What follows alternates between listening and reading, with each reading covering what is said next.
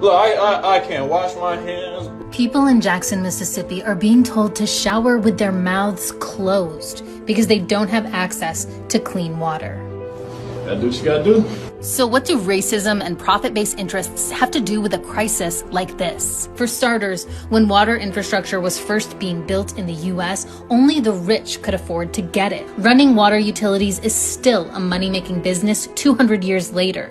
You see, even though most water systems are owned by local governments, private companies are usually doing the work to treat, repair, and maintain them. In Jackson, that contractor was a company called Siemens. It turned out to be such a bad deal for the city that Jackson won a nearly $90 million settlement over Siemens' botched work. But the roots of this crisis run much deeper. When Mississippi was finally forced to desegregate schools in 1970, white people left for the suburbs and took tax revenue with them. Today, you've got a city that is largely black, with a quarter of people living in poverty, and a crumbling water service that's been neglected for years. Here's what the city of Jackson's mayor has to say about it. This is a set of accumulated problems based on deferred maintenance that has not taken place over decades. And then major flooding finally broke the system.